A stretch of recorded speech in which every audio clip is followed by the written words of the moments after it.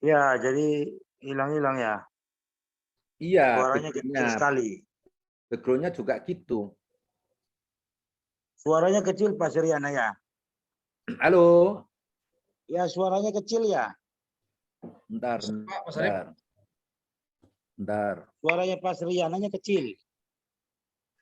Mungkin volumenya Pak Prof. Halo, ya, halo, Ya. Ya, masih kecil Pak. halo, ya, Masih kecil Pak Suryana. ya. Ini sudah pol itu di sini. Besar sih Pak Sarip di sini Ya, Pak Sarip. kalau saya terima Pak Suryana masih kecil. Pada saya juga sudah kasih full volume-nya. Di tempat saya kok udah Kenapa full Pak Andi? ya? Kecil Pak Andi. Izin Pak, izin Pak Sarip. Di saya kencang Pak Sarip. Izin. Kenapa di saya kecil ya? Apa pengaruhnya ya? Ya, Selamat malam kenapa Pak ya? Prof. Sudiarsa, Boyarsa. Selamat datang Pak Prof. Belum. Wah, Malam, Bang. kalau Malam. saya, Bang Prof. Sri. Sudiarsa Mas Sri. ini luar biasa. Ya, amin. Bro, Mas Sri juga luar biasa. Ganteng juga Pak Profesor Boy Arfa dipakai kacamata ya. Karena energinya Energinya masih full Pak Suryana. Tadi saya itu kan pendamping beberapa komunitas ya, jadi terus tugas-tugas di kampus juga banyak kan gitu. Saya juga kalau ada di lapangan ada masalah itu kan ya sudah sebagai dewan pakar itu jadi penggerak masyarakat rakyat itu loh Prof. Iya, betul, betul. Luar biasa pengabdian sosial Pak Sri. Ya, itu saya membuat lagu-lagu itu sampai di YouTube itu ada Guyup Rukun, ada Petanesia Pencinta Tanah Indonesia itu kan. Wah, luar biasa. Dalam rangka untuk menggerakkan supaya cinta Indonesia. Ya, saya senang, sangat mengapresiasi Prof. Sri. Nah, belajar ini Prof, belajar. Iya, iya. Ya memang hidup ini belajar, Prof. Iya.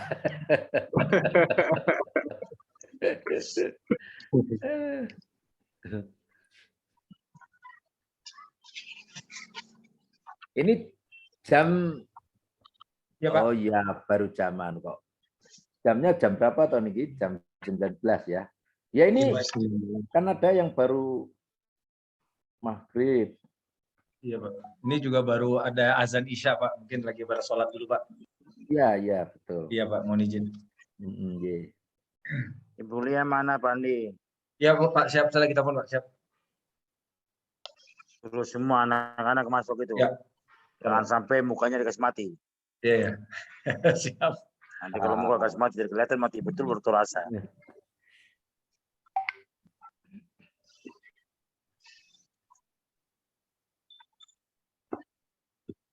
Terus semua masuk.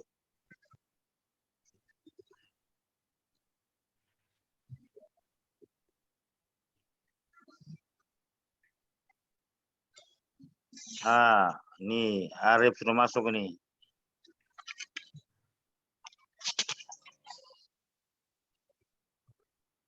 Suara saya masih jauh ya? Halo? Halo? Kecil, suara saya masih kecil? Enggak Pak, jelas Pak. Jelas ya? Hanya di HP saya aja Bang, yang kecil. Saya juga bingung ini ya. HP orang lain bilang besar semua, saya kecil sekali. Kenapa ya? Nah, piye ini besar gitu mestinya harus besar itu. Mungkin karena badan saya besar, jadi HP-nya keluar suara jadi kecil. Nah, betul. Harus ada keseimbangan.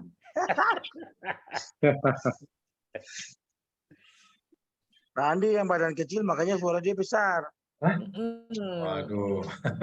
Saya punya senior namanya Prof Yutoto gitulah, ketemu si mahasiswanya itu kecil, padahal almarhum Prof Yutoto itu wah gagah gitu ya, tinggi kan itu ya.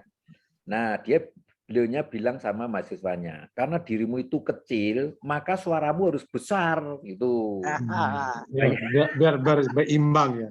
berimbang. Jadi supaya ya seimbang, Anda harus besar nih suaranya, keras besar, walaupun orangnya secara fisik kecil kan itu. Iya.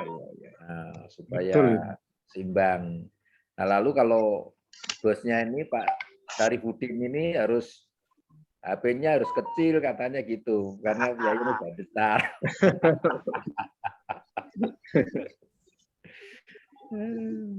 Kalau Pak Profesor Asa sudah besar, makanya tetap besar suaranya dia.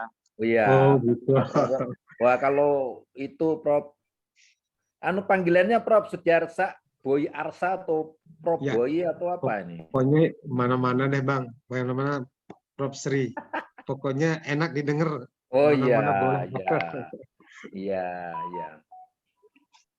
Tapi kelahiran mana?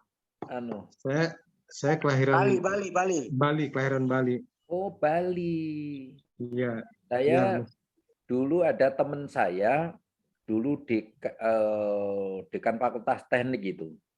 Dari Teknik Sipil. Oh, Prof. di Bali ya, Mas? Di Bali. Yes, kawan-kawan anak-anak buah semua suruh masuk semua cepat. Di Bali itu. Ya, angkatan saya lah. Iya. Di Universitas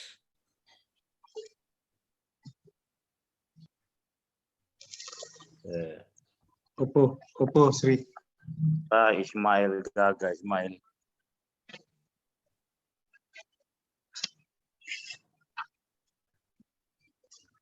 Dulu ada mahasiswa saya di Udayana. Udayana ya?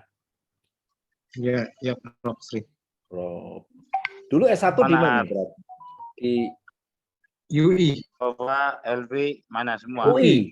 Ya. Oh, SMA-nya, SMA Bali. SMA 1. Ya, SMA 1, ya. Oh. Nah, dulu Pak D saya, masih Pak D itu di Bali, Guru LV yang kota kedua itu namanya apa, Prof? Ya. Singaraja. Singaraja. SMA Singaraja. SMA 1 Singaraja memang. Duh. Siapa itu, Mas? Walah, angkatan saya namanya Mas Naryanto. Jadi putranya Pak D itu di sana. SMA 1 Singaraja ya? Iya. Namanya Naryanto. Sekolah favorit, Mas. Ya. Iya, di Singaraja itu. Iya. Singaraja. Lolo, ini mana di muka ini? Singaraja itu favorit. Mas Sri pernah ke Singaraja? Oh ya, wah pernah lah. Oh pernah. Oh ya. Tapi ya belum berminggu-minggu ya. Tapi kalau di Denpasarnya itu pernah waktu itu ada kerjasama dengan pihak PUPR itu di Bridapura. Itu Bridapura. Oh, Sanur. Sanur. Iya. Sanur Bali. Ya. Sanur. Jadi seneng kok kalau di Bali, seneng. Oh gitu. Kalau kapan main ke Bali, Mas? Oh siap ya, nanti kontak. Ya. Tapi pas ada di Bali. Iya. Rumahnya di Jakarta ada, di Bali. Saya ke Bali apalagi kuliah. Lebih mau lagi kuliah kalau diajak. Siap. Itu. Si Bulia, lanjut Bulia.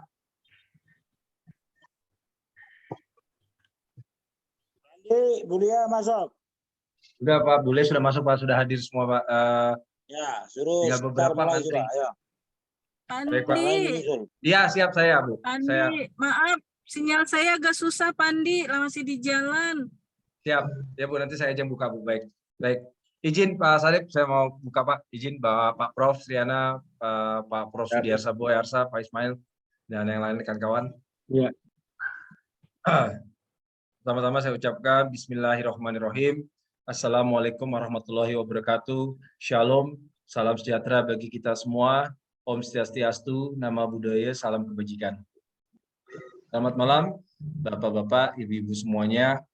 Salam sehat, salam bahagia, dan salam sejahtera untuk kita semua. Pada malam hari ini kita berkumpul bersama-sama di acara webinar hari Senin, tanggal 13 Juni 2022. Dengan tema mitigasi bencana berbasis kolaborasi para pihak. Judulnya sangat bagus dan sangat bagus sekali dan sangat benar-benar menarik. Alhamdulillah Alamin, wassalatu wassalamu ala asyrafil anbiya wal mursalin syahidina wa maulana Muhammadin wa ala alihi wa sahbihi ajmain amma ba'du. Yang terhormat kepada Bapak Syarifuddin Tahir, SE STMM, selaku Ketua Umum dan Pendiri Askopindo, Perkonas, Asakindo, dan Pertinas. Yang terhormat kepada Bapak Profesor Dr. Insinyur Ignatius Riana, PU Strip SDA, sebagai Guru Besar Departemen Teknik Sipil Universitas Diponegoro. Yang terhormat telah hadir Bapak Profesor Dr. Insinyur IP Sudiarsa Boy Arsa, PhD.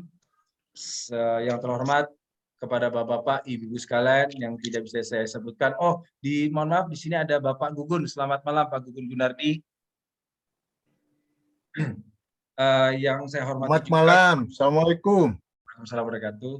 Serta yang saya hormati Bapak-bapak, Ibu-ibu peserta webinar series yang malam ini yang insya Allah berbahagia.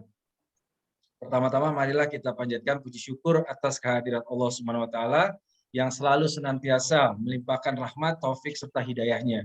Sehingga pada kesempatan yang bahagia ini, kita masih diberikan nikmat sehat, nikmat rezeki, sehingga kita masih bisa dipertemukan di acara webinar secara online, yang insya Allah berkah. Amin, amin, ya robbal alamin. Tidak lupa, sholawat serta salam semoga tetap tercurah kepada junjungan Nabi Muhammad kita, Nabi SAW, beserta keluarga dan para sahabatnya. Untuk mempersingkat waktu tanpa kita tunda, sebelum acara webinar malam ini saya buka, maka perkenalkan saya dengan Pak Andi, saya sebagai moderator untuk membacakan susunan-susunan acara malam ini. Acara yang pertama pembukaan, yaitu dengan saya sendiri. Yang kedua sambutan dari Bapak Syarifuddin Tahir, SE STMM, sebagai Ketua Umum dan pendiri Askopindo, Perkonas, Sakindo, dan Pertinas. Yang ketiga, pemaparan isi materi oleh Bapak narasumber, Bapak Profesor Riana, yang akan dipandu oleh saya sekaligus diskusi tanya jawab. Yang keempat adalah kita mengucapkan rasa syukur, diiringi dengan terakhir kata-kata penutup. Mari kita lanjut lagi ke arah yang kedua, yaitu pembukaan. Untuk mempersingkat waktu, mari kita berdoa masing-masing. Semoga lancar malam ini dan berdoa menurut agama masing-masing. Mari kita berdoa secara singkat. Mari berdoa, kita mulai. Sambutan-sambutan acara selanjutnya, ya ini sambutan akan disampaikan oleh Bapak Syarifuddin Tahir, Sarjana Ekonomi, Sarjana Teknik MM. Kepada beliau waktu dan tempat kami persilakan. Assalamualaikum warahmatullahi wabarakatuh. Salam. Salam sejahtera buat kita semua. Om Swastiastu, Namo Buddhaya, salam kebajikan. Yang terhormat Bapak Profesor Dr. Ignatius Riana, yang sebagai narasumber tunggal pada acara webinar pada malam hari ini.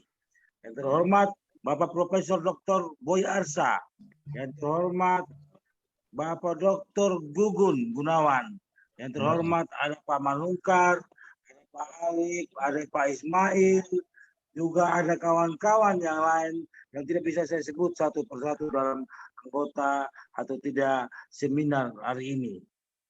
Alhamdulillah, bersyukur kita pada Tuhan Maha Esa, Allah Subhanahu wa taala. Pada malam hari ini kita adakan seminar yang ke-5 kali di bulan Juni ini. Makanya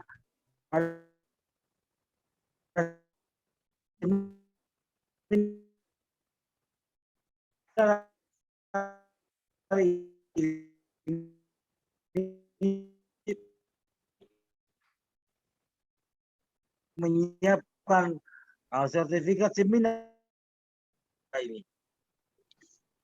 Jadi setiap hari harus ada sertifikat gratis bagi orang-orang yang ikut, anggota yang ikut seminar pada setiap hari acara seminar yang diselenggarakan oleh asosiasi bersama ini. Mudah-mudahan dalam seminar ini kita bisa menimba ilmu dari guru kita, dari orang tua kita, dari pembawa narasumber kita yang terhormat. Kita dapat bekal, karena pengalaman dan bekal tidak kita dapatkan di pendidikan kita, tidak dapatkan juga di dalam kantor kita, tidak dapatkan juga di mana-mana lingkungan kita. Tapi seminar ini yang memberikan kita kecerdasan, ilmu, dan manfaat bagi kita. Jadi saya mohon semua saudara-saudara bisa memahami, bisa mendengar dengan baik apa yang disampaikan oleh narasumber, karena kita setiap hari melakukan seminar tunggal, tidak ada gabung-gabungan, seminar tunggal untuk asosiasi jasa konstruksi dan untuk asosiasi ahli konstruksi. Jadi semua narasumber yang ada, kita silakan memilih semua judul, kita hanya menerima judul saja dengan makalah. Jadi seminar apapun yang disampaikan oleh narasumber, baik itu badan jasa konstruksi atau tidak juga untuk tenaga ahli jasa konstruksi. Mungkin saya tidak panjang lebar, semoga kita mendapat kebahagiaan dalam seminar malam hari ini dan manfaat buat kita semua. Itu yang bisa saya sampaikan. Wabillahi taufiq wa hidayah. Wassalamualaikum warahmatullahi wabarakatuh.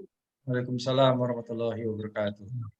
Terima kasih kepada Bapak Syarifuddin Tahir, SESTMM, sebagai Ketua Umum dan pendiri Askopindo, Perkonas Asakindo, dan Pertinas telah memberikan kata-kata sambutannya. Acara berikutnya kita langsung masuk ke acara inti. Malam ini yang akan menjadi narasumber adalah Bapak Profesor Dr. Insinyur Ignatius Sriana, PUSDA, sebagai Guru Besar Departemen Teknik Sipil Universitas Diponegoro dengan tema mitigasi bencana berbasis kolaborasi para pihak, yang nanti langsung dilanjutkan dengan tanya jawab kepada peserta. Jadi kami mohon jika ada kertas apa dipersiapkan, dan mohon izin Pak Prof Insinyur Pak Sudiarsa juga kalau ada bertanya silakan Pak Prof. Kan seru Pak Prof sama Prof ini bertanya Pak. Ya Mas. Kepada Pak Gugun juga jika ada bertanya silakan Pak Gugun. Ya. Jadi saya Ya. sebagai yang junior Pak mendengarkan Pak. Ya. Ini Prof Rosma. Silakan Pak Prof, waktu dan kami persilakan Pak. Terima kasih Pak Moderator. Assalamualaikum warahmatullahi wabarakatuh. Salam sejahtera untuk kita semua. Om Swastiastu, Namo Buddhaya, salam kebajikan rahayu untuk kita semua. Terima kasih. Ini yang terhormat, ini juragannya Pak Syarifuddin Tahir, Ketua Asosiasi ini ya. Ada saudara saya Prof Sudiarsa ya. Siap. Biasa. Prof Sri, makasih. Ini ada di list ini ada Pak Abdul, ada Pak Arif, Pak Dipo, ada Mbak Sopo Elvi ya, Pak Gugun. Pak Gugun ini senior banget ya. Pak Gugun Gunardi, ada Pak Ekal, Pak Ismail, Lofar, semuanya ya. Tidak saya sebutkan satu persatu. Selamat malam, terima kasih untuk yang kedua kali ini kita ingin ya berbincang-bincang ya terkait dengan topik pada malam hari ini yang Pak, ini mau saya share nggak bisa nih ya? Halo?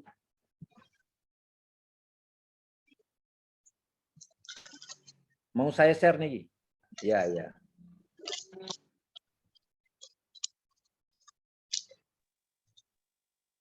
Jadi belum apa tuh buka itu. Ya. Sudah bisa dilihat ya dari situ, oke? Ya, jadi mitigasi bencana. Ini kemarin kok topiknya tapi hampir sama lah ya, mitigasi bencana dan pembangunan infrastruktur teknik sipil berkelanjutan. Jadi ada berkelanjutan ya, SDGs ya. Bapak Ibu sekalian, cobalah kita ingin mereview sebentar terkait dengan pembangunan berkelanjutan. Pemerintah sangat bagus ya, bagus banget sebenarnya. Bagaimana pembangunan berkelanjutan itu harus diwujudkan ya demi untuk kesejahteraan ya ekonomi masyarakat secara berkesinambungan ya, menjaga kehidupan sosial masyarakat, kualitas hidup harus bagus, pembangunan yang inklusif dan juga terlaksananya suatu tata kelola yang mampu ya menjaga meningkatkan kualitas kehidupan dari satu ke generasi berikutnya. Ini luar biasa. Kata kunci yang menurut kita itu sangat-sangat bagus di situ adalah no one left behind. Ya, tidak ada satupun yang terlewatkan, tidak ada satupun yang tidak terlibat. Semua itu harus terlibat. Ya. Maka di dalam konteks KLHS, kajian lingkungan hidup strategis ini, namanya pembangunan berkelanjutan itu harus terkandung ada 3 poin. Ya. Yang pertama adalah keseimbangan, yang kedua adalah pencegahan, yang ketiga adalah keadilan. Ini SDGs yang 2030 ya ada 17 tujuan. Ada 17 tujuan dan juga ada 10 SDGs desa, Sustainable Development Goal desa. Nah, tujuan pembangunan berkelanjutan ini mestinya harus bagus ya kondisi yang ada di Indonesia yang kita cintai ini, baik seperti di desa itu tanpa kemiskinan, tanpa kelaparan, desa itu sehat, betul, keterlibatan perempuan desa itu bersinergi, bersih, terbarukan, pertumbuhan ekonomi juga merata, konsumsi dan produksi desa sadar lingkungan, desa damai berkeadilan. Nah, ini ke-9 dan ke-10 ini kemitraan untuk pembangunan desa dan kelembagaan desa yang dinamis dan budaya desa yang adaptif. Nah, poin 9 dan 10 ini hampir sama ya dengan 17 dan 16 ya. 17 dan 16 ini harapannya bagaimana untuk mewujudkan pembangunan berkelanjutan itu adalah ya pasti perdamaian ya, keadilan dan perlu suatu kelembagaan yang tangguh kan itu. Nah, kalau sudah terbentuk kelembagaan yang tangguh, maka yang ke-17 ini harus ada kemitraan ya untuk mencapai tujuan, melakukan kolaborasi para pihak itu. Maka tadi 9 dengan 10 ini analoginya itu sama ya dengan tujuan ya, pembangunan nomor 17 dan 16. Lalu pertanyaannya bagaimana kondisi di bumi pertiwi kita ini, saudaraku semua. Jadi kalau di bumi pertiwi kita ini ternyata sehat atau tidak kan itu ya. Kalau dikatakan sehat itu pasti ya tidak mengalami banjir, tidak mengalami kekeringan, ya. Kemudian ketersediaan air juga cukup, ketahanan pangan juga bagus dan lain sebagainya. Nah, ternyata pada tahun 2000 ini krisis air sudah mencapai 6% dan akan meningkat menjadi 9,69% pada tahun 2045. Ini kalau kita mengambil Bappenas tahun 2019. Dan ketersediaan air di setiap pulau harapannya ini harus tersedia sebesar 1.000 meter kubik per kapita per tahun. Lalu pertanyaannya adalah mengapa kok bisa terjadi seperti ini kan gitu. Nah, ini ternyata kayak banjir tadi kalau di tingkat nasional 10 tahun terakhir ini 36%. Ada apa ya, urutan berikutnya itu ada kayak Puting Beliung, urutan kedua, tanah longsor dan lain sebagainya. Nah, di dalam peta indeks risiko bencana Indonesia ini, di situ ditegaskan bahwa yang warna merah-merah ini risiko tinggi kan itu ya. Artinya tidak ada satupun kabupaten kota yang ada di Indonesia yang tidak terancam bencana. Ya, semua mengalami bencana. Apakah itu nanti ada banjir lahar, ada longsor, kebakaran hutan, kekeringan. Nah, ini termasuk pengundulan hutan dan alih fungsi lahan yang ada di lapangan. Nah, ini permasalahan yang ada di bumi pertiwi kita ini memang di hutan itu ada degradasi hutan, ada perubahan penggunaan lahan. Seperti yang nanti akan kami sampaikan, sebenarnya penggunaan lahan ini pada tahun 2000 saja, kemarin sudah saya singgung juga, itu tinggal 50%. Ya, akan meningkat menjadi 30-an sekian persen, artinya mengalami penurunan. Jadi kalau mengalami penurunan berarti kan ya mengalami degradasi hutan kan itu. Bukan semakin tahun semakin baik, tetapi semakin tahun semakin berkurang. Ya. Banjir, kekeringan juga, tanah longsor, pencemaran air tanah kan itu. Kemudian juga pengelolaan dana-dana pemerintah ini juga ya pasti terbatas ya, karena yang diurusi banyak, termasuk nanti tingkat pendapatan partisipasi penduduk juga rendah, dan juga ini konflik antar kepentingan ya, antara dari hulu sampai hilir ya. Jadi ada ekosektoral yang ada di situ, dan juga terkait dengan keterpaduan adanya KIS ya, ada koordinasi, integrasi, sinkronisasi untuk mewujudkan suatu sinergitas, ini juga masih lemah yang ada di tempat kita ini. Ini contoh pembangunan kayak waduk ya mengalami kekeringan ya, ini baru kemarin kayak seperti di Semarang ini, kayak bendungan Jatibarang itu sebenarnya sudah diprediksi 50 tahun sebenarnya. Jadi kalau dianalisis itu umurnya 50 tahun. Tapi apa yang terjadi? Tinggal 21,9 tahun. Jadi tidak sesuai dengan ya waktu perencanaan kan itu ya, waktu perencanaan ya. Nah, mengapa bisa terjadi tadi? Selain ada faktor alam, ada antropogenik tadi, ada vandalisme. Kalau ya kalau orang Jawa terkadang itu kasar gitu lebih bicara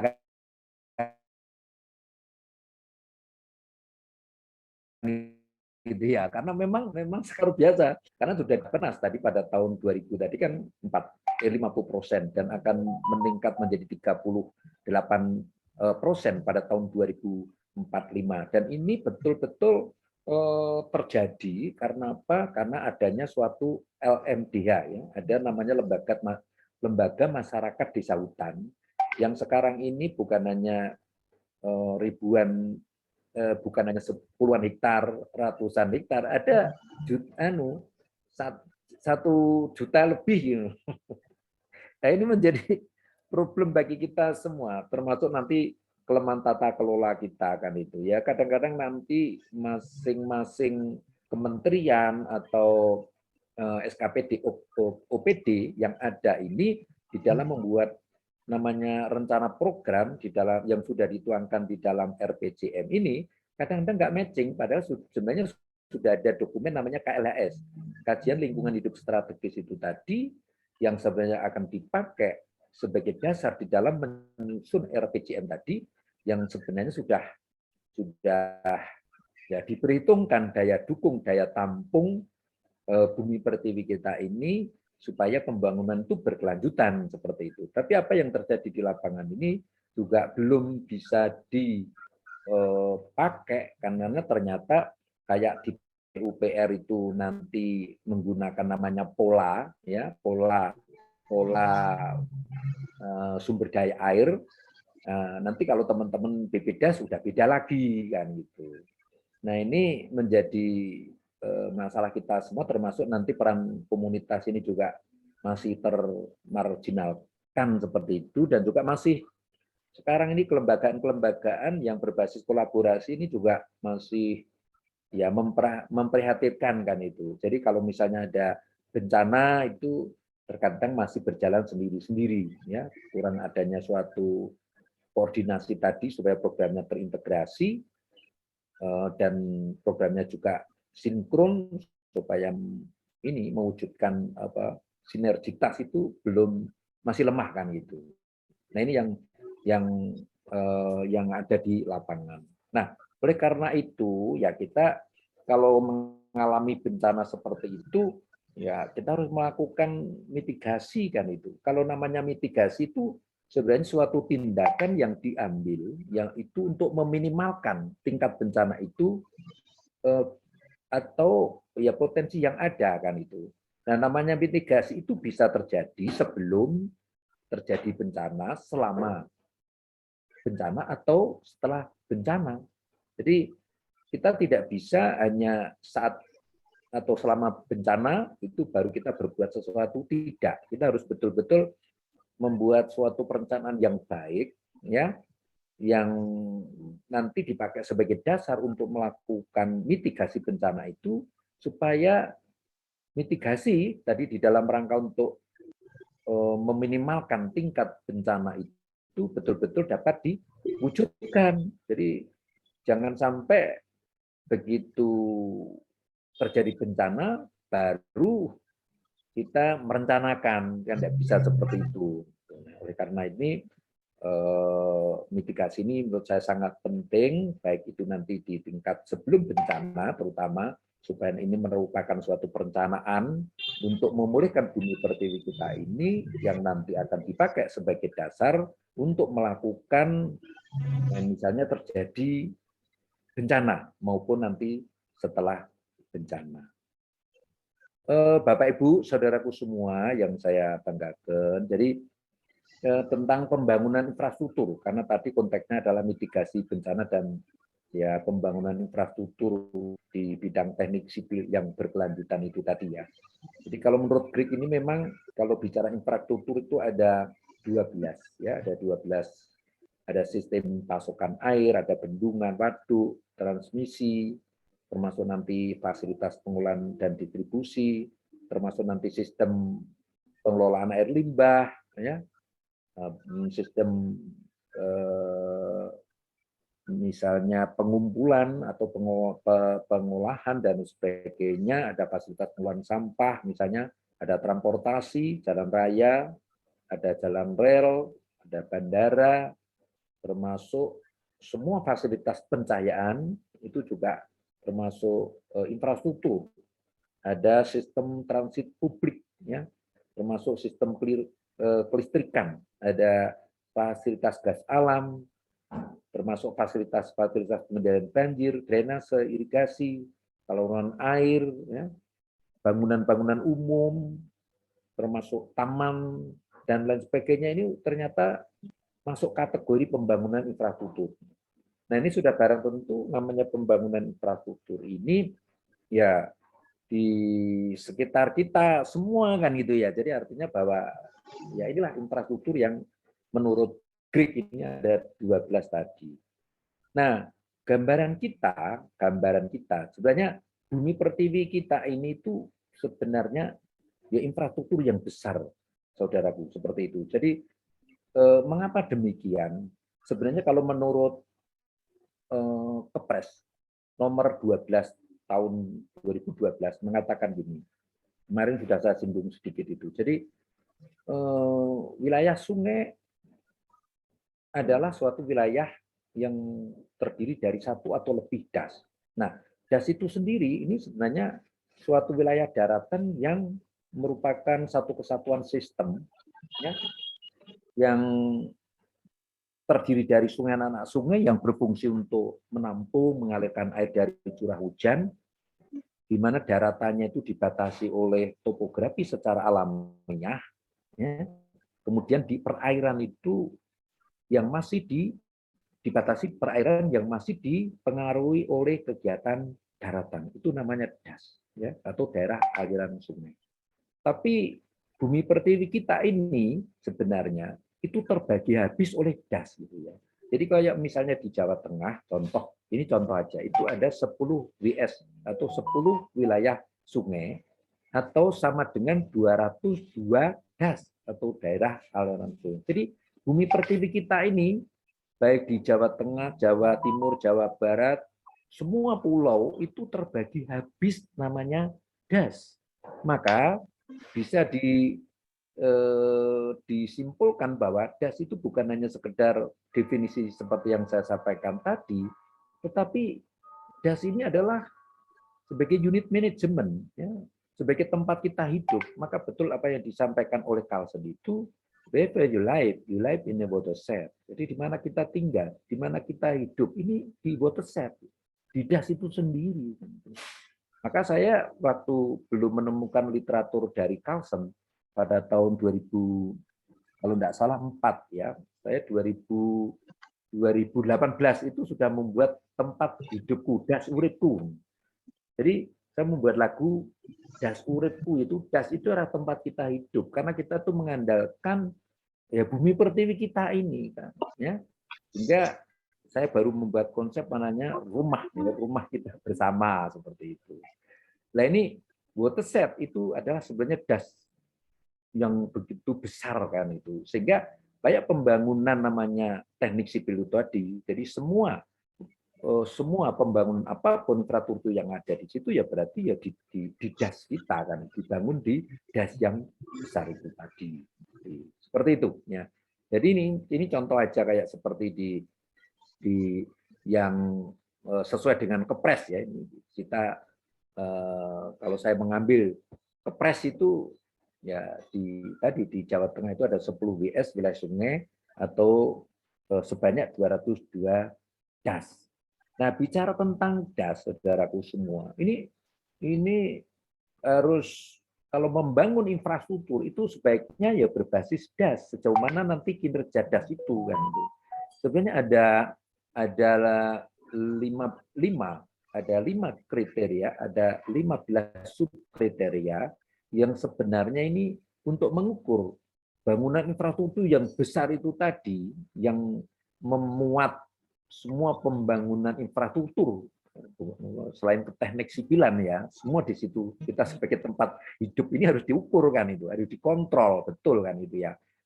Misalnya kayak lahan itu kritis atau tidak kan itu, bagaimana kesesuaian penggunaan lahan terhadap indeks erosi itu seperti apa, tata airnya juga seperti apa, koefisien rezim aliran, koefisien aliran tahunan, ada muatan sedimen, karena muatan sedimen ini harus pasti dicek itu di sungainya itu kan itu, karena kita tahu di bagian hulu mungkin ada pembangunan infrastruktur, misalnya mau jalan atau jembatan, kan itu bisa saja begitu hujan nanti itu akan terbawa oleh air tadi, sehingga akan mempengaruhi daripada kesehatan das itu sendiri. Ya, ini harus betul-betul dicek itu, termasuk nanti ada banjir, kemudian termasuk indeks penggunaan air itu harus betul-betul dicek, termasuk nanti sosial ekonomi dan kelembagaan. Jadi tekanan penduduk ini terhadap lahan bagaimana kan itu, karena seperti tadi di LMDA di bagian hulu itu betul-betul habis itu ditebang itu, gundul itu, sehingga kalau hujan ya sudah menjadi run off sehingga nanti mengalami banjir, membawa erosi, sedimentasi sehingga menyebabkan konflik yang ada di bagian hilir seperti itu. Nah, termasuk nanti nilai investasi bangunan air. Jadi keberadaan kota misalnya. Karena kita tadi sudah menyampaikan bahwa namanya bicara das itu berarti ada hulu, tengah sampai hilir yang tadi dibatasi topografi secara alamiah di daratannya, tetapi di perairan masih dibatasi perairan yang masih dipengaruhi oleh kegiatan daratan itu tadi, namanya open drainage basin seperti itu. Nah, termasuk pemanfaatan ruang wilayah tadi ya, ada kawasan lindung, kawasan tertentu. Nah, ini standar yang telah dikeluarkan oleh Permenhub ya nomor 60 tahun 2014. Nah, jadi kalau mereka kalau ini sudah terukur itu sebenarnya di sini das itu daya dukungnya seperti apa kan itu. Jadi kalau misalnya perlu dipertahankan sudah harus dipertahankan itu berarti ya di bawah 100. Tapi kalau di atas 100 itu harus betul-betul dipulihkan kan itu ya. Dipulihkan. Artinya semakin besar daya dukungnya itu berarti kondisi bumi pertiwi kita sebagai infrastruktur yang besar itu harus betul-betul dipulihkan. Bolehkan, ya. Berdasarkan apa? Ya berdasarkan ada 5 kriteria dan ada 15 subkriteria. Ini bisa diperhitungkan gitu. Sebenarnya kalau nanti kayak pembangunan daerah, karena nanti membangun semua infrastruktur ya yang tadi saya sampaikan tadi dibangun di bumi pertiwi kita ini mestinya harus berbasis kinerja das. Maka saat kami diajak untuk berdiskusi dengan teman-teman PUPR, itu memberikan masukan-masukan, cobalah dicek itu. Ya, dicek sejauh mana Anda yang bangun tadi. Jangan-jangan nanti begitu dibangun, infrastruktur itu umurnya pendek. Contoh tadi membuat bendungan, ya, bendungan sebagai infrastruktur, sebagai salah satu infrastruktur tadi yang sebenarnya diprediksi umurnya 50 tahun, itu tinggal ya 21,9 tahun. Itu salah satu, saudaraku semua. Jadi di tempat lain juga seperti itu. Sehingga bagaimana caranya supaya pembangunan infrastruktur yang berbasis kinerja dari das ini atau wilayah sungai itu harus betul-betul didesain kan itu ya. Targetnya kapan? Sehingga nanti pada saat kita membuat suatu rencana strategis, Renstra misalnya 5 tahunan, 5 tahun, mungkin jangka pendek, jangka menengah, jangka panjang itu betul-betul harus terukur kan. Nah selama ini kita itu nggak terukur, ya nggak terukur karena kadang-kadang dari pihak BPDAS ini sudah membuat seperti ini, siapa dan berbuat apa, tapi ternyata dari pihak kementerian atau SKPD, OPD itu nggak dipakai. Nah ini yang menurut saya menjadi keprihatinan kan itu. Nah ini jadi ini sebagai salah satu tool alat untuk mengukur bagaimana pembangunan infrastruktur tadi itu betul-betul begitu nanti dibangun di bumi pertiwi kita ini, bangunan apapun ini harus terukur ya, karena namanya das yang sehat itu ya itu tadi airnya harus continuous flow ya, setiap tahun harus ada, bukan ada berarti banjir terus loh ya, terutama pada saat musim kemarau. Nah, jadi itu harus terukur sesuai dengan kriteria tadi, termasuk kualitasnya juga harus bagus seperti itu. Ini dasar. Nah, tata kelola harus berbasis kolaborasi para pihak. Seperti di kata kunci, no one left behind. Jadi tidak ada satupun yang terlewatkan sesuai dengan SDG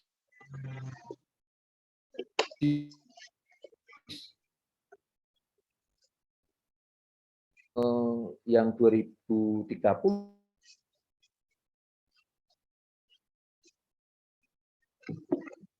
bisa kementerian antar kementerian ya, PUPR, kemudian ada Kementerian Lingkungan Hidup Kehutanan dan itu termasuk nanti pemerintah daerah ya, SKPD, OPD sampai kabupaten sampai nanti desa.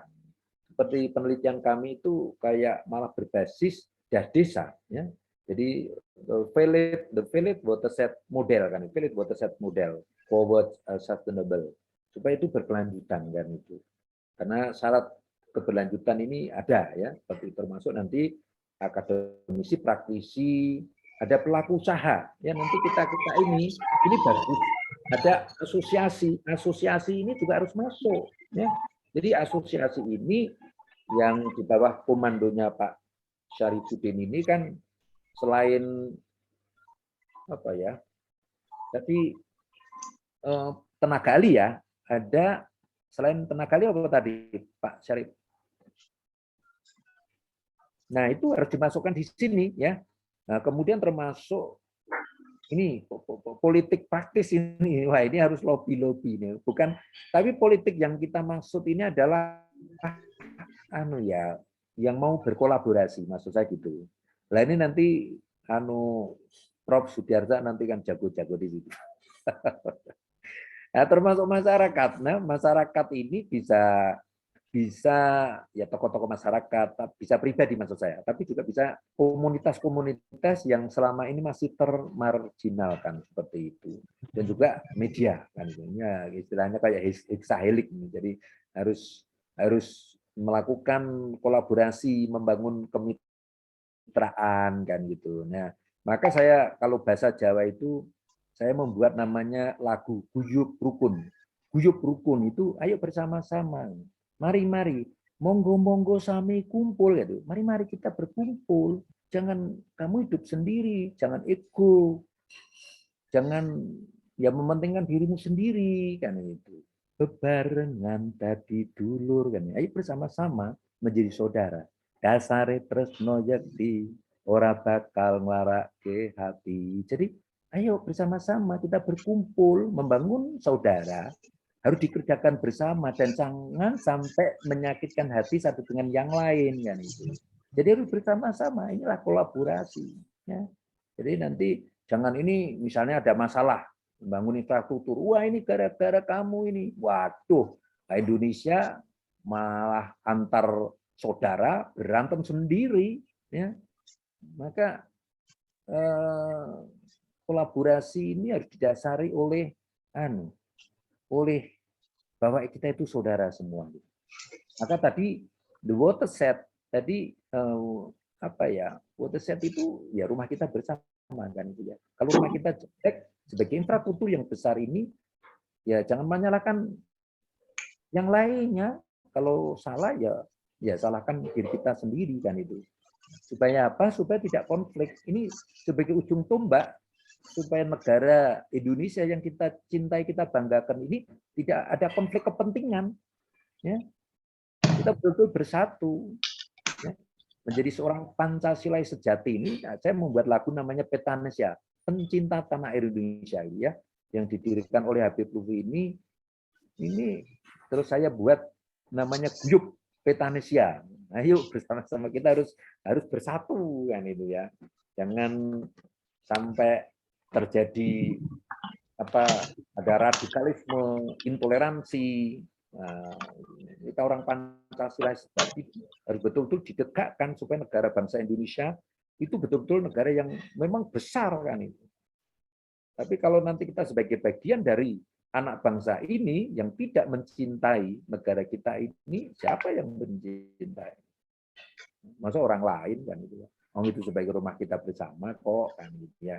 Nah ini kayak kita belajar sebagai anak-anak bangsa yang betul-betul mencintai negara kita ya dasarkan Pancasila ya sebagai ya negara. Kalau saudara-saudara kita itu ya NKRI harga mati kan. Negara Kesatuan Republik Indonesia yang betul-betul ya harus kita galang kan. Kita jaga bersama. Sebenarnya di dalam tadi sesuai dengan SDG 2030 yang ke-16 membentuk namanya kelembagaan yang tangguh yang berbasis kolaborasi ini juga sudah dituangkan di dalam undang-undang sebenarnya. Undang-Undang Sumber Daya Air nomor 17 tahun 2019 sesuai dengan kewenangannya apakah kewenangan pusat, provinsi atau kabupaten kota itu dibentuk ya. Ya cuma masalahnya ini terkadang kurang diperhatikan oleh pemerintah kan sehingga kita sebagai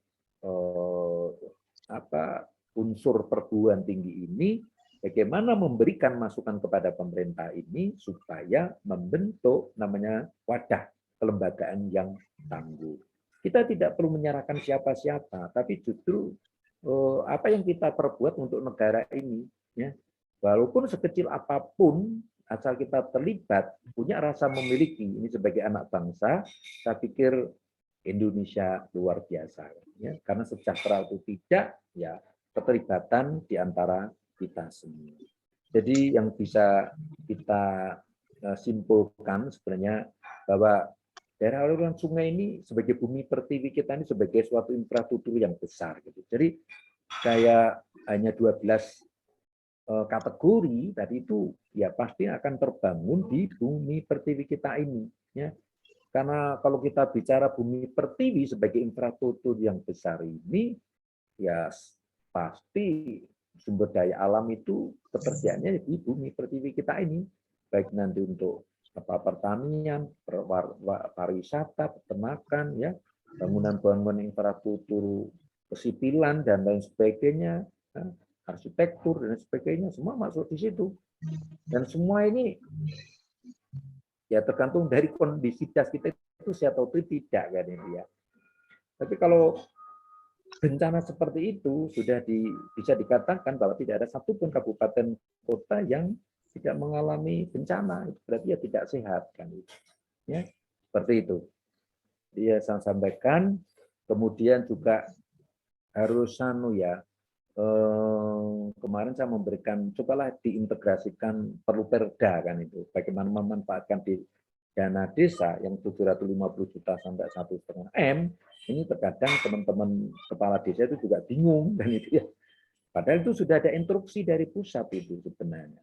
Kemudian kalau itu ingin perlu membentuk kelembagaan dari yang tangguh, dari yang berbasis kolaborasi ini, memang perlu ada dokumen ya, dokumen kayak grand design ya. Grand design ini nanti berbasis tadi, berbasis kinerja sungai, berbasis kinerja wilayah sungai atau das ini yang nanti keluarannya itu ada jangka pendek, jangka menengah, jangka panjang. Nah, nanti akan dipakai sebagai dasar untuk bekerja bila sudah terbentuk namanya kelembagaan ini. Nah, bagaimana supaya pembangunan itu berkelanjutan kan itu. Tanpa itu ya nggak bisa. Namanya berkelanjutan itu seperti yang kita sampaikan tadi, yang sudah kebijakan pemerintah itu semua adalah untuk kesejahteraan masyarakat. Ekonomi bagus, sosial bagus, lingkungan bagus, tata kelola bagus. Yang ujung-ujungnya adalah ya untuk anak cucu kita, lestari kan itu, lestari. Ya. Jadi yang penting untuk anak cucu kita ini, bukan berarti sekarang kita merusak, itu tidak bisa. Oleh karena itu, sekali lagi, mari kita bersama-sama untuk merawat bumi pertiwi kita ini sebagai suatu infrastruktur yang besar, supaya apa yang telah dicanangkan oleh pemerintah dengan kata kunci no one left behind ini betul-betul bisa kita wujudkan. Kita bisa belajar bersama-sama, tidak perlu menyalahkan satu dengan yang lain. Monggo yuk rukun saklawasi. Kita adalah saudara semua, sehingga betul-betul kita menjadi seorang anak-anak bangsa yang luar biasa, yang sungguh-sungguh punya empati, peduli untuk merawat bumi. Demikian Bapak Moderator, sekali lagi mohon maaf sharing-sharing ini, monggo nanti kita bisa berdiskusi. Mudah-mudahan ini bisa bermanfaat, menambah wawasan kita semua yang sudah perso, sudah tahu ya biar semakin tahu, kalau masih setengah-setengah ya biar tahu, kalau belum sama sekali ya semakin tahu. Mudah-mudahan ini bermanfaat dan mohon maaf. Wassalamualaikum warahmatullahi wabarakatuh. Salam sejahtera kita semua, shalom, santi, salam kebajikan rahayu untuk kita semua. Terima kasih. Waktu dan tempat saya kembalikan ke moderator. Terima kasih. Santi Santium nanti dikoreksi saudara saya Prof. Budi Arsa tadi. Ya, terima kasih Mbak Mas. Matur nuwun, terima kasih.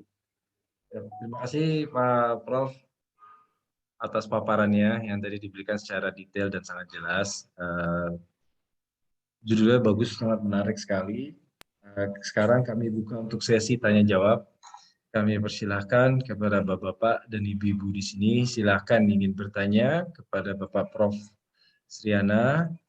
Kami batasi waktu dan berapa jumlah pertanyaannya. Silahkan Bapak-Bapak, jika ada pertanyaan bisa langsung ditanyakan langsung. Silakan Pak, waktu dan tempatnya Bapak-Bapak, Ibu-Ibu. Mungkin silakan Pak Sarifudin Tahir. Ada pertanyaan Pak? Atau Pak Prof? Atau dari Pak Gugun, atau dari Bapak-Bapak yang lainnya. Pak Prof Sudiarsa nih seperti ini Pak Prof. Silakan Pak Prof. Ya, Bang Andi, mohon maaf. Ya, saya di sini bukan bertanya. Saya mengomentari informasi yang disampaikan oleh saudara saya, Mas Sriana, Prof. Sriana. Itu informasinya luar biasa, sangat komplit dan komprehensif. Jadi kalau teman-teman di sini yang hadir pada kesempatan ini tidak rugi. Maka saya katakan sesungguhnya sesuai dengan apa yang disampaikan oleh Prof. Sriana, saya teringat dengan Theo Tolstoy, seorang sastrawan dari Rusia yang sangat terkenal di zamannya. Beliau bilang pada sebuah kesempatan seperti ini, siapakah yang paling terpenting, apakah yang paling terpenting, dan melakukan apakah yang paling terpenting. Ternyata dari ketiga pertanyaan tersebut, apakah yang paling terpenting? Yang paling terpenting adalah pada saat ini, karena kita bisa mendengar, menyerap informasi dari Prof. Sriana tentang mitigasi bencana dengan pembangunan infrastruktur berkelanjutan, yang mana tidak ada lagi kegiatan seperti ini pada jam 8 malam. Saya kira tidak ada lagi di dunia ini. Dan kita hadir di sini sekian orang, yang mana ada abang kita, Abang Tahir, ada Abang Andi, ada Pak Gugun, ada teman-teman CS yang ada kesempatan ini berjumlah hampir 21 orang. Ini luar biasa. Nah, yang kedua, siapakah yang paling penting? Yang paling penting kita yang ada di sini. Karena pada kesempatan ini kita telah membahas yang bernama mitigasi bencana dan pembangunan infrastruktur berkelanjutan, yang juga dalam seminar webinar itu juga belum pernah ada. Baru pertama kali saya dengar judul seperti ini, walaupun mirip tetapi tidak sama. Tetapi walaupun identik materinya tapi judulnya tidak sama gitu. Kan artinya apa? Ini yang paling penting, hanya satu-satunya di dunia ini. Dalam jam segini kita bisa mendengarkan mitigasi bencana dalam sebuah teori yang disampaikan oleh Prof. Sriana. Dan berikutnya, apakah yang paling penting yang dilakukan? Nah, yang paling penting, ya kita tahu di sini kita adalah masyarakat jasa konstruksi. Saya kira teman-teman yang hadir pada kesempatan yang berbahagia ini, yang berjumlah 21, baik dari narasumber maupun teman-teman yang mengikuti webinar ini, adalah teman-teman masyarakat jasa konstruksi. Jadi teman-teman masyarakat jasa konstruksi ini mendapatkan nilai manfaat dari informasi yang disampaikan oleh Prof. Sriana. Terus apa yang dilakukan? Yang dilakukan apa yang diinformasikan oleh Prof. Sriana, ya mungkin teman-teman harus melakukan, dan pada akhirnya menerapkan pada kesempatan di mana teman-teman berada di dalam sebuah kegiatan, apakah itu kegiatan proyek, kegiatan perencanaan maupun prarencana seperti itu. Nah, itulah yang saya katakan kenapa sangat penting, sehingga saya bisa katakan not action text only. Jadi jangan hanya dengar cerita doang, tapi pada saat cerita itu disampaikan oleh Prof, ya tentunya kita semua yang hadir pada kesempatan yang berbahagia ini harus menerapkan pada suatu kesempatan dimanapun kita berada sebagai masyarakat jasa konstruksi. Bapak Ibu sekalian, saya tambah dikit aja. Sesuai dengan pasal 1 ayat 6 Peraturan Pemerintah Nomor 21 Tahun 2008 yang mengatakan serangkaian upaya menguraikan risiko bencana baik melalui pembangunan fisik maupun penyadaran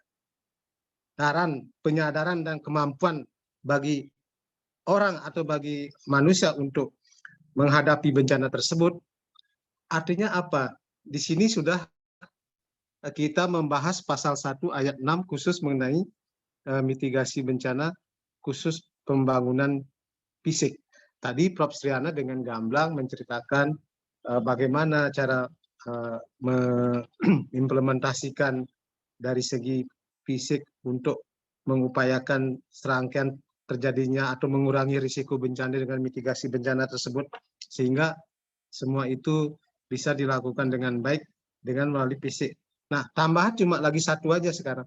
Kalau berbicara mitigasi bencana, mungkin juga kita berbicara selain fisik, juga bicara mengenai kemampuan menghadapi dan menyederhanakan. Artinya apa? Di sini ada juga orang atau ada sivitas dari mana secara langsung maupun tidak langsung risiko bencana itu dialami oleh umat manusia dalam ini sebagai subjek.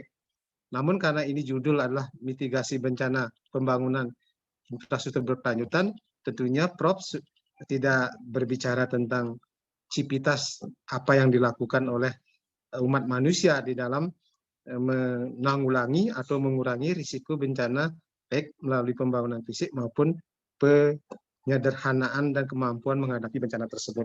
Nah itu, sehingga saya tidak mengatakan bahwa penyederhanaan dan kemampuan menghadapi bencana itu tidak disampaikan oleh Prof. Karena memang inilah judulnya.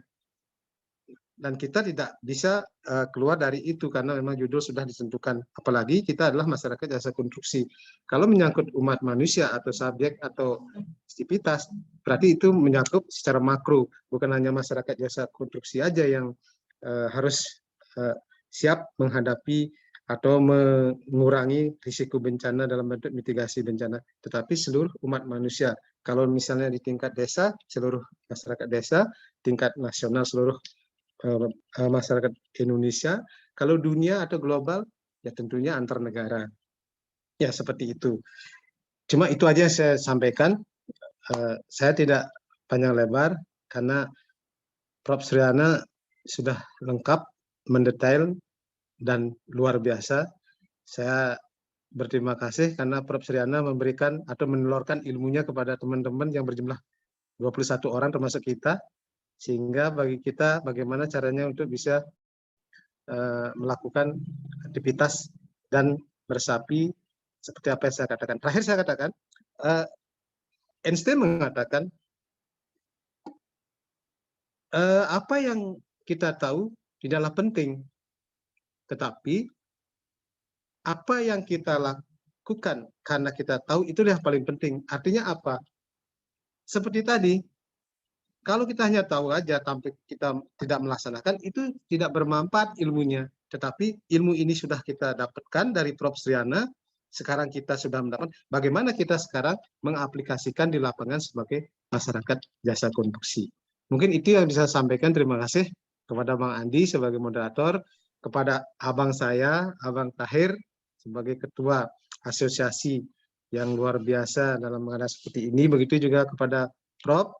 Suryana yang sudah memaparkan dengan sangat gamblang, bagus, dan terstruktur. Dan Pak Gugun juga telah hadir pada kesempatan ini sebagai bagian daripada acara ini. Dan teman-teman yang lain yang hadir pada kesempatan ini yang berjumlah sekitar 20-an lah. Cuma itu yang bisa saya sampaikan. Terima kasih teman-teman. Assalamualaikum warahmatullahi wabarakatuh. Selamat malam. Salam sejahtera untuk kita semua. Saya serahkan kepada Pak Andi. Ya, terima kasih Pak. Waalaikumsalam warahmatullahi wabarakatuh. Terima kasih Bapak Prof. Bu Ersa sudah memberikan tambahan masukan kepada kita semua. Selanjutnya mohon Bapak-Bapak dan Ibu-Ibu sekalian yang mau ingin bertanya. Oh ya, sebelumnya satu mohon izin Bapak Prof. Suryana, Bapak Prof. Boyarsa, Bapak Syarifuddin Tahir, Bapak Gugun, dan sahabat-sahabat lainnya Pak, mohon izin Pak, di chat ada kolom untuk mengisi formulir Pak, untuk daftar hadir. Mohon disempatkan dan diluangkan waktunya Pak untuk diisi Pak. Foto hadir semua muka itu, jangan sampai tidak kelihatan mukanya, kuliah semua. Ya kami mohon untuk dibuka Pak, Bapak-Bapak Ibu-Ibu, jadi kami bisa melihat wajahnya Pak Syarif sampaikan tadi. Izin Pak Manungkar, Nama foto Wanda, bersama. Pak Manungkar, Bu Wanda, Pak Ismail, JS Askopindo, tuh Kalsel, terus Pak Haikal Hafid, tolong Pak, jika bisa diinin. Terus TPA Tangerang. Terus di sini ada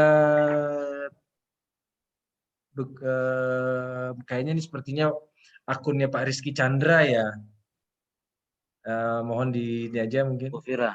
Iya, Ibu Fira tolong dibuka. Mohon izin. Ini ada ini ya, Pak. Terus Pak Ismail izin.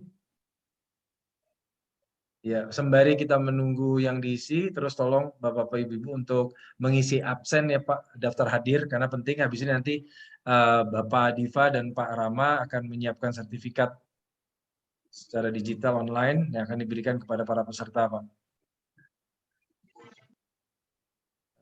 Ya, masih belum tampak lagi. Yang TPA Tangerang izin mungkin dimunculkan, ada 2 nih TPA. TPA Tangerang itu Pak Aat. Oh Pak Aat, ada 2 nih TPA. Mana fotonya Aat lo? Kok ada 2 nih TPA ini? Siapa ya? Askopindo Mas Kalsel. Ad, Askopindo Kalsel. mana Izin. foto kau? Woi, Askopindo Kalsel, Kalsel. Mohon izin. Kalimantan Selatan. Nungkar Siombing. Ibu Yona, mohon izin Bu Yona.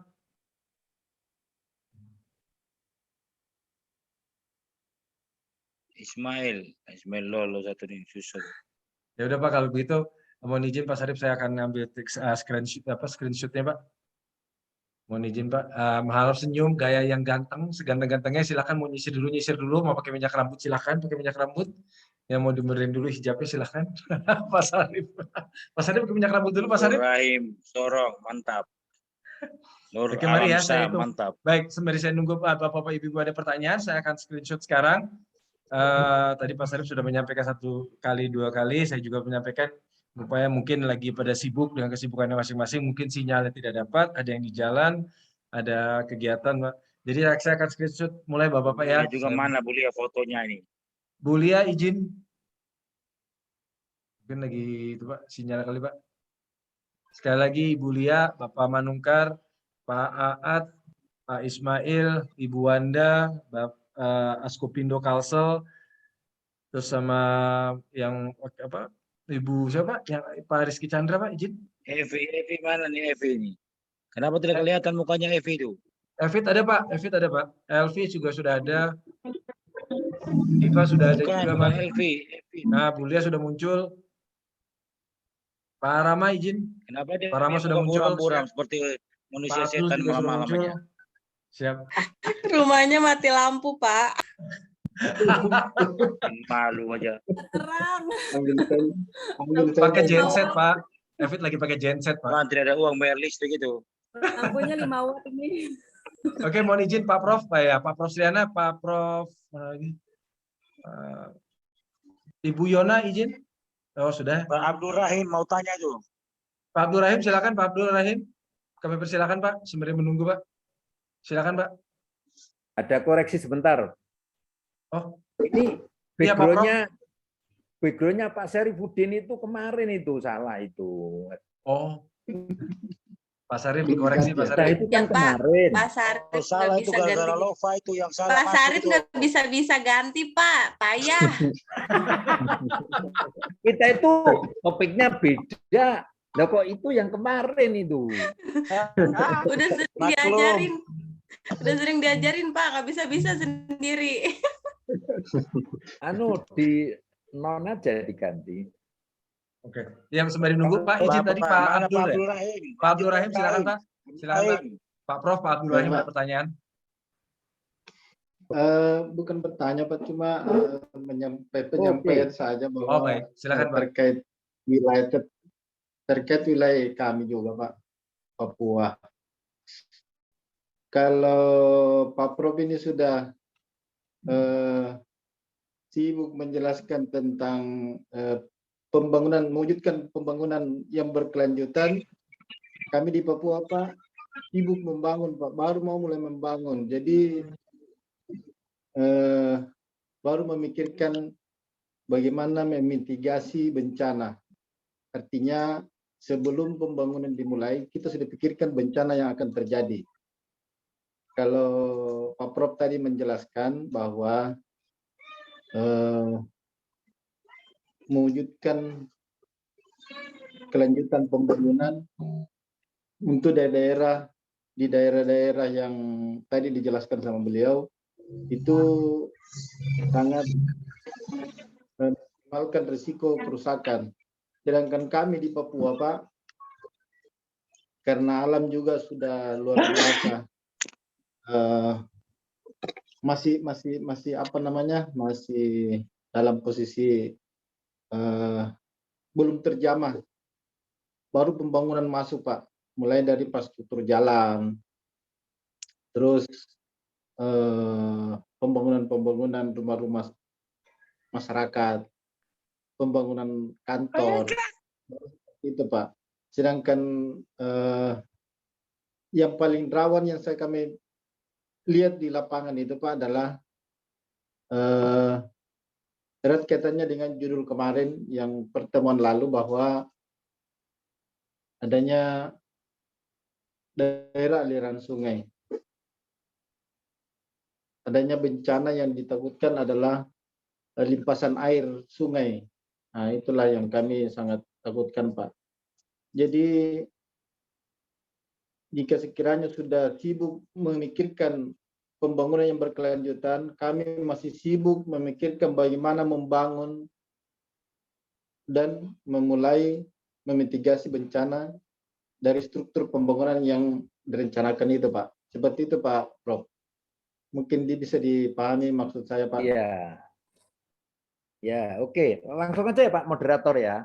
Langsung Pak, silakan Pak. Silakan Pak. Ya, terima kasih Pak Abdul Rahim, saudara kita dari Papua. Jadi namanya tadi saya katakan pertama itu hampir tidak ada satupun kabupaten kota itu tidak mengalami bencana kan itu ya. Ya memang ada WS atau wilayah sungai atau das yang masih bagus ada ya.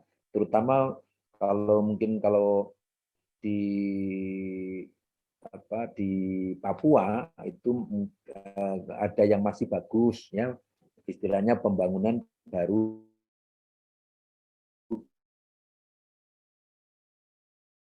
dimulai. Justru baru dimulai inilah yang sebenarnya dicek kinerja itu gitu Pak. Namanya kinerja yang sudah saya sampaikan ini ada tata guna lahan, ada tata air, kemudian ada sosial ekonomi, ada kelembagaan, termasuk aset, kemudian wilayah lindung dan sebagainya. Justru ini harus dihitung gitu, Pak. Sebenarnya itu ada ilmunya berdasarkan itu bahwa daya dukungnya itu seperti apa kan itu. Jadi seperti misalnya dicek lebih kecil 100 atau lebih besar 100. Kalau lebih besar 100 nilainya berarti harus dipulihkan kan itu. Nah, supaya apa? Supaya tidak mengalami banjir, kekeringan tadi, Pak. Namanya merawat bumi itu tidak ada habis-habisnya.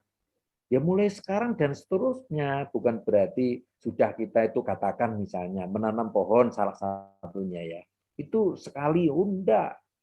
Maka di dalam lagu saya itu kan menanam susu itu sauwong selawewe. Jadi selama hidup kita harus menanam 25 pohon itu. Itu instruksi presiden itu.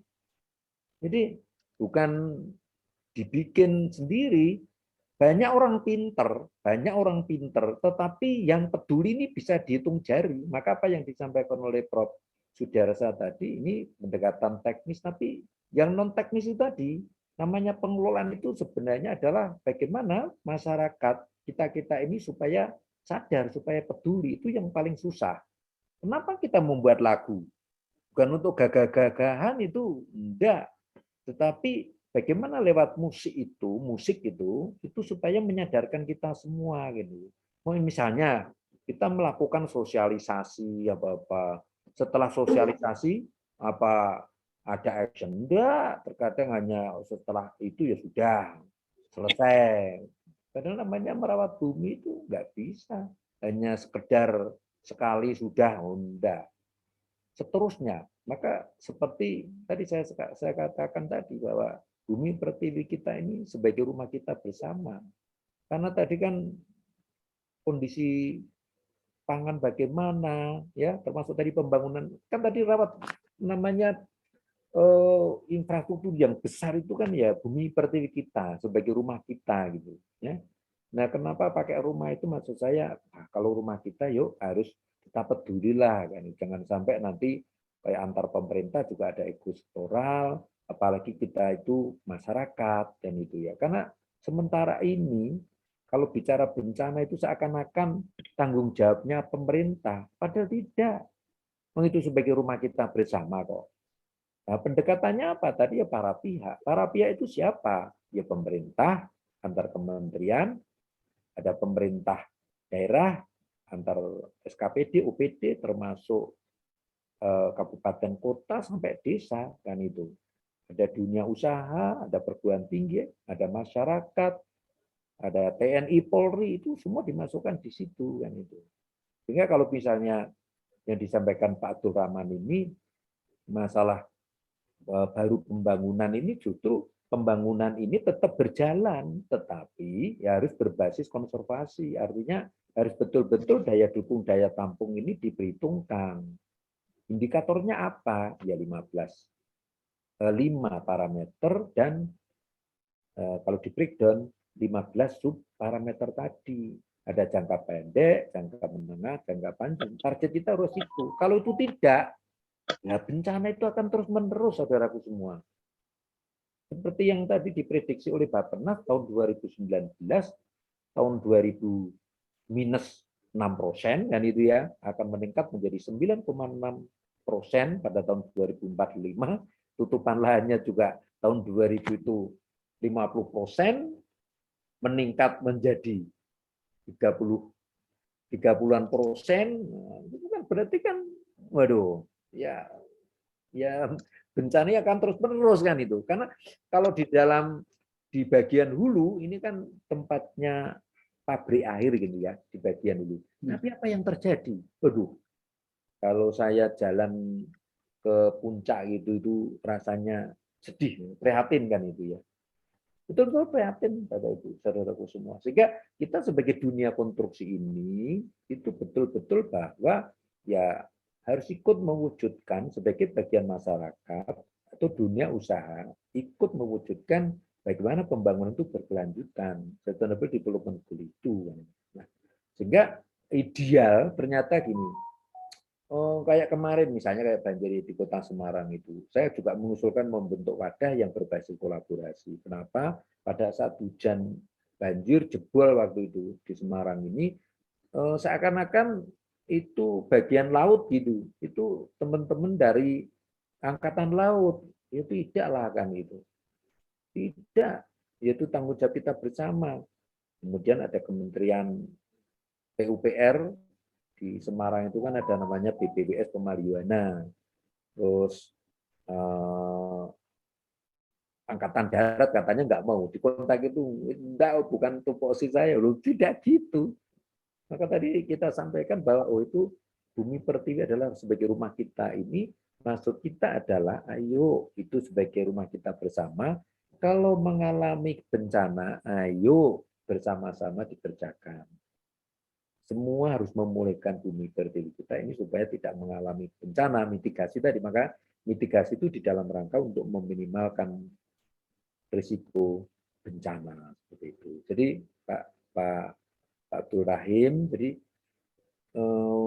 walaupun baru mulai itu memang harusan bukan hanya membangun, tetapi membangun tetapi harus betul-betul dikontrol kan itu. Ya, dikontrol di outletnya itu. Harus berbasis kinerja watershed itu tadi. Kami dari perguruan tinggi itu hasil riset saya ini kan kita memberikan masukan kepada BPWS untuk betul-betul pembangunan harus berbasis kinerja dari watershed itu. Ya, bagaimana tutupan lahan misalnya sekarang katakan gundul ya harus dipulihkan. Nah, bagaimana untuk kesejahteraan masyarakat berarti ya ada tegakan, ada yang non tegakan yang sebenarnya semua adalah untuk kesejahteraan masyarakat, tetapi tanpa ini harus berbasis konservasi. Jadi harus betul-betul dianalisis kan itu. Jangan sampai hanya sembarang menanam. Contoh kemarin kita itu kan diajak teman-teman profesor di pertanian. Ayo Prof kita ke salah satu kabupaten gitu.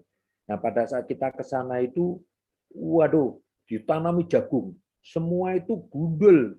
Lalu begitu hujan, pada saat hujan, sudah bonggol. Tahu ya bonggol-bonggol itu? Tahu ya bonggol? Tahu bonggol enggak?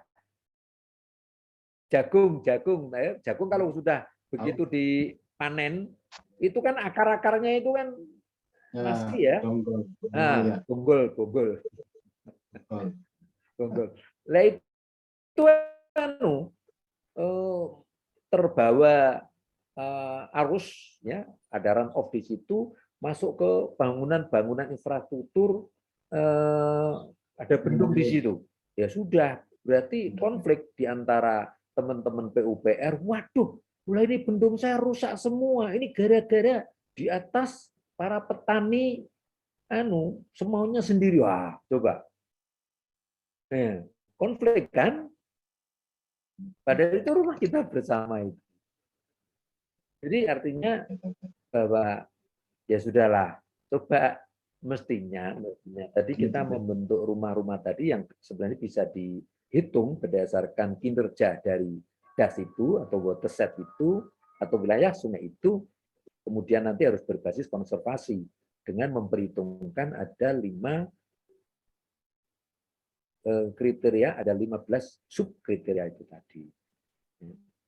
Nah, itu harapannya itu harus penuh komitmen. Kalau tidak, jangan harap itu. Tinggal nunggu waktu, betul itu. Saya pernah waktu Pak Andi Kasati ini masih menjadi pangdam di Kalimantan Barat. Saya membantu sebagai orang yang yang senang bagaimana melakukan kolaborasi dengan TNI ya, dengan saudara-saudara yang ada di perbatasan itu, dari ada Kabupaten Sambas, Jaboi Babang, Etikong sampai Nunukan itu kan dibuat namanya JIP ya, Jalan Inspeksi Patroli Perbatasan. Itu jaraknya 100-150 dari perbatasan dengan Malaysia itu. Ya. Nah, apa yang terjadi di sana? Bayangan saya, wah, di Kalimantan itu, di perbatasan pasti masih banyak namanya pohon-pohon rindang, hutan-hutan itu. Apa yang terjadi saudaraku semua? Tidak ada. Itu ternyata ternyata banyak yang gundul. Ada logging zaman zaman pemerintahan dulu itu, zaman Pak Harto kelihatannya. Jadi banyak yang gundul, lalu dengan ditanami ini yang menjadi produksi minyak itu apa namanya?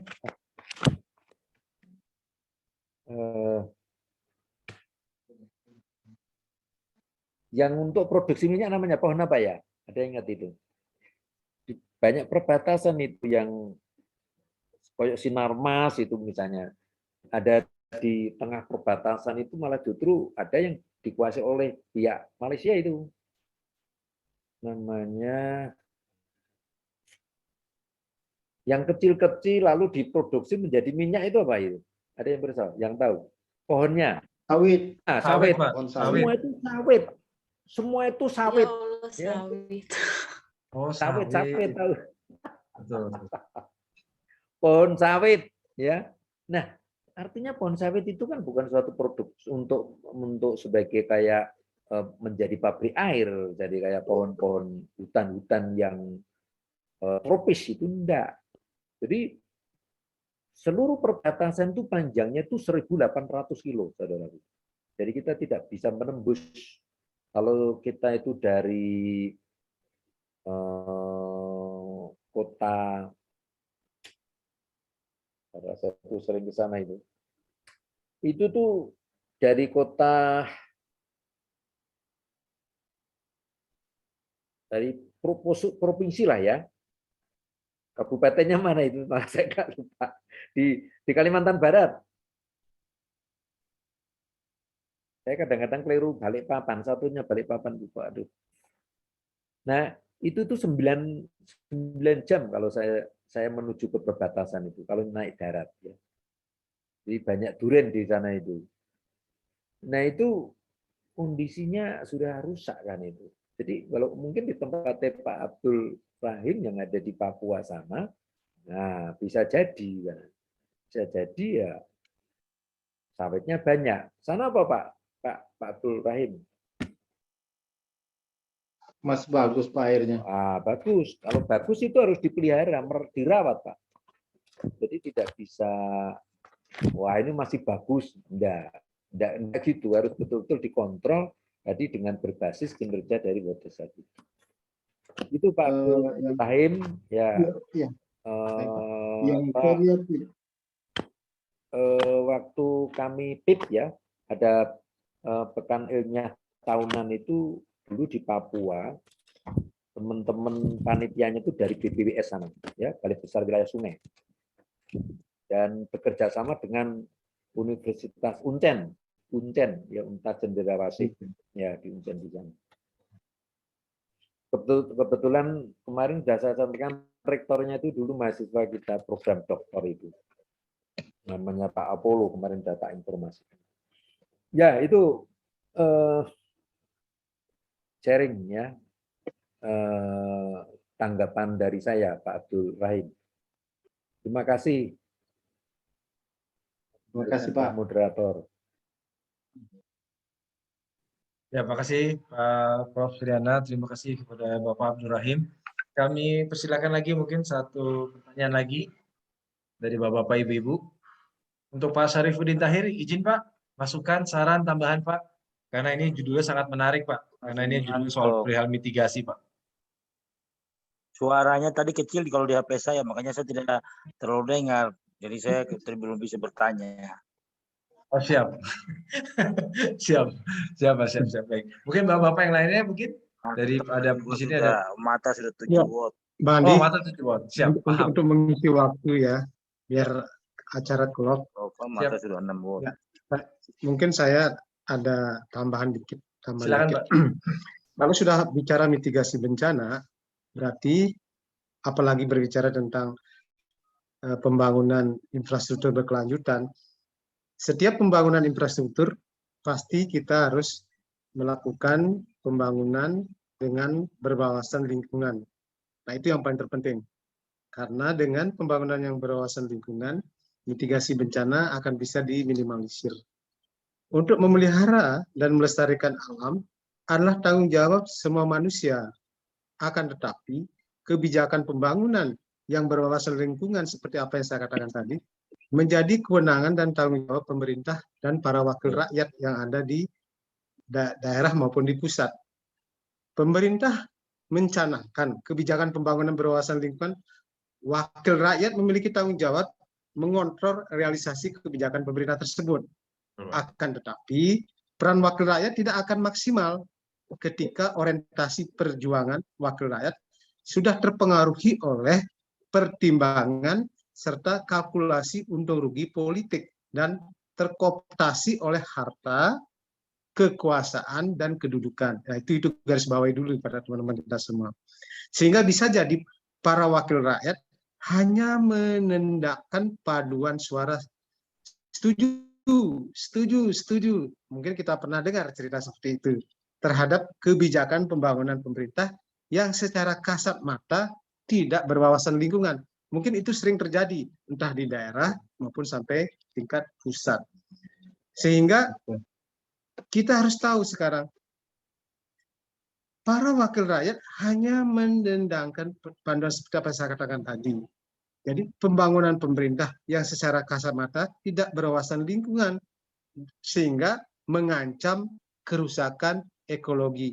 Dengan terancamnya kerusakan ekologi tersebut, kita akan berbicara lagi masalah mitigasi bencana. Di sini ada korelasi kerusakan ekologi, mitigasi bencana itu saling bertolak belakang. Akhirnya apa? Tujuannya mitigasi bencana, tetapi karena aspek kerusakan lingkungan terjadi akibat dari kebijakan yang tidak tepat, itu akan menimbulkan masalah baru. Nah, di sini visi pembangunan berwawasan lingkungan perlu dikaji kembali dan diimplementasikan di dalam proses pembangunannya. Visi pembangunan berwawasan lingkungan yang sering menjadi materi kampanye, terutama pada para pemimpin yang akan ikut berlaga lagi, tetapi realisasinya masih berada pada tangan antara harapan dan kenyataan. Jika visi pembangunan berwawasan lingkungan terlaksana secara maksimal melalui kontrol objek dari wakil rakyat, tetapi bila visi pembangunan berwawasan lingkungan hanya sebatas rotarika, nah sekali lagi saya katakan ini rotarika, para pemimpin, maka krisis lingkungan tetap akan mengancam generasi masa depan. Artinya apa? Pasal 1 ayat 6 Peraturan Pemerintah nomor 21 tahun 2008 itu pemerintah yang tidak bisa terlaksana dengan secara maksimal. Pembangunan yang berwawasan lingkungan adalah upaya sadar dan berencana menggunakan dan lalu mengelola sumber daya secara bijaksana dalam pembangunan yang terencana dan berkesinambungan untuk meningkatkan mutu hidup dan kualitas hidup. Yang namanya mutu hidup dan kualitas hidup, tadi Pak Suryana sudah bicara panjang lebar bagaimana mengimplementasikan, mengarahkan sehingga mutu dan kenaikan daripada kehidupan itu bisa dijalankan dengan adanya pembangunan infrastruktur yang berkelanjutan dan melalui mitigasi. Terlaksananya pembangunan berwawasan lingkungan dan terkendalinya pemanfaatan sumber daya alam secara bijaksana merupakan tujuan utama pengelolaan lingkungan hidup. Nah, itu yang terpenting. Jadi itu tujuan utama pengelolaan lingkungan hidup. Akan tetapi kenyataan pengembaraan bahwa pembangunan yang sudah dan sedang dengan gencar dilakukan berdampak langsung pada lingkungan. Artinya apa? Kembali ke cerita tadi itu. Manusia memang berusaha untuk keluar dari kesulitan hidup ini untuk mencapai kesejahteraan. Namun perkembangan yang dicapai manusia karena majunya derap pembangunan itu membawa dampak negatif bagi lingkungan, yakni rusaknya lingkungan secara berkesinambungan karena pembangunan yang lebih cenderung berorientasi pada ekonomi. Artinya pembangunan yang lebih cenderung berorientasi kepada ekonomi kadang-kadang mitigasi bencana melalui analisa dampak lingkungan itu hanya sebatas rotarika atau pelengkap daripada kebijakan untuk pembangunan. Waktu. Oke. Nah, oleh karena itu mungkin saya sampaikan mudah-mudahan nanti untuk mencapai mitigasi bencana alam ini kita harus melakukan atau melaksanakan pembangunan dengan berwawasan lingkungan yang dilaksanakan secara komprehensif dan realitas, jangan hanya di atas kertas. Mungkin itu Bang, itu gininya saya, itu bagian daripada mitigasi. Terima kasih Bang. Oke Bang, terakhir Bang Andi. Siap. Prof. Malam. Makin malam mengantuk. Oke, terima kasih masukannya Bapak Prof. Sudiarsa, Pak. Mohon izin Pak. Jadi saya sebagai moderator maka bisa saya simpulkan ke Pak. Mohon izin Pak Prof. Suryana, Pak Prof. Sudiarsa, Pak Gugun Gunardi, ini pada guru-guru besar semua di sini, saya mohon maaf. Koreksi saya jika salah Pak, karena saya juga belajar soal mitigasi Pak infrastruktur. Mohon maaf Pak. Jadi yang dapat saya simpulkan adalah pertama, yaitu upaya untuk menanggulangi terjadinya dampak yang diakibatkan oleh berbagai bencana alam.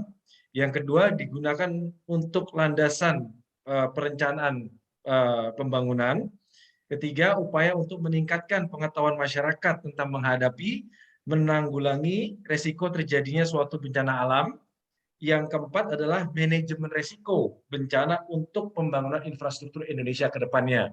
Itu kesimpulan yang saya bisa dapatkan. Yang terakhir kesimpulannya adalah yang dimana saat sekarang ini Pak Jokowi sudah gencar-gencarnya menggalakkan infrastruktur yang dimana tanah Indonesia memang selalu bergerak, kita selalu namanya ring of fire, jadi maka perlunya kajian yang lebih dalam lagi Pak untuk infrastruktur di Indonesia. Kesimpulannya adalah untuk malam ini topiknya itu perihal mitigasi bencana berbasis kolaborasi para pihak, yaitu mitigasi bencana merupakan suatu upaya perlakuan dan upaya tersebut bertujuan sebagai cara menanggulangi risiko terjadinya suatu bencana.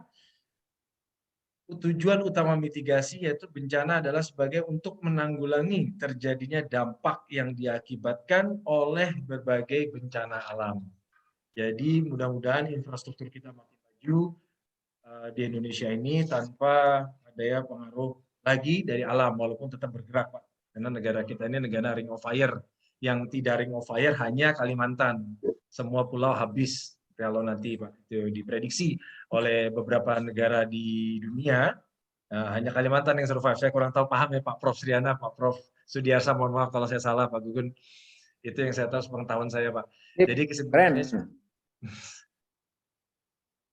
kesimpulannya seperti itu Pak. Jadi mohon izin sekali lagi saya ucapkan terima kasih Bapak Prof. Suryana, Bapak Prof. Sudiarsa, Bapak Gugun, dan sekarang saya serahkan kepada Bapak Syarifuddin Tahir, STSEMM sebagai Ketua Umum pendiri dari Askopindo, Perkonas, Asakindo, dan Pertinas untuk memberikan kata-kata penutup sembari menyimpulkan, Pak. Kami persilakan, Pak, waktu dan tempatnya, Pak. Assalamualaikum warahmatullahi wabarakatuh. Waalaikumsalam warahmatullahi Salam sejahtera, wabarakatuh. Om Swastiastu, Namo Buddhaya, salam kebajikan, Rahayu, Rahayu. Terima kasih Bapak Profesor Ignatius Triana yang sudah melakukan seminar tunggal pada hari ini menyangkut bencana.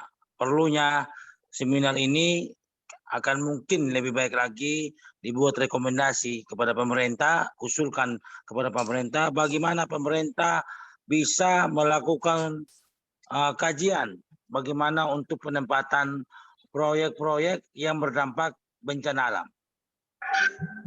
Karena Indonesia ini paling banyak lokasi bencana alam yang dialami oleh masyarakat di semua provinsi kecuali Provinsi Selatan Kalimantan. Struktur bencana alam sangat dibutuhkan untuk pemerintah Republik Indonesia.